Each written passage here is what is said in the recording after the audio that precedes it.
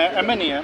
जी देखिए, आज भी जो बेंच बना था इधर इस्लामाबाद हाई कोर्ट में, चीफ जस्टिस के सुपरविजन में पेशावर हाई कोर्ट में भी जजेस बैठे हैं, वो इन्हीं चीज़ों के ऊपर बना है कि हम इधर इंटरफेरेंस कैसे ख़त्म करेंगे। अगर आपको इस बात का अंदाज़ा लगाना हो, आपको इस बात की रिसर्च करनी हो कि कौन है वो लोग जो इंटरफेरेंस कर रहे हैं, तो आप उन चीफ जजेस का लेटर उठा के देख लें। उन्होंने वो तमाम वजूहात, वो तमाम किरदार कौम के सामने रखे।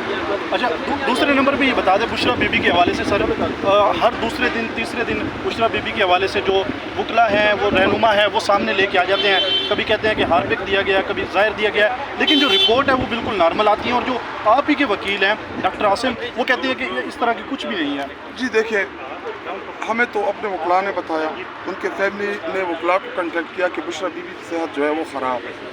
अभी चूँकि उनसे किसी को मिलने दिया नहीं जा रहा और रिपोर्ट टेम्पर करना कितना मुश्किल काम है।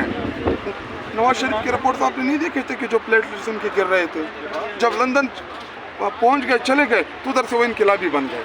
तो बुशरा बीबी के सेहत के हवाले से हमारे खदशात अभी भी मौजूद हैं। शौकत खानम उनको शिफ्ट किया जाए, शौकत खानम में उनका इलाज कराया जाए। अगर शौकत खानम की रिपोर्ट आती है कि जी बुशरा बीबी जो है वो ठीक है, असल मकसद क्या है? मकसद ये है कि किसी ना किसी तरीके से इमरान खान को कमज़ोर करना है। इमरान खान की बुशरा बीबी को उनको कमज़ोरी बनाया जाए और इमरान खान से डील कर ले।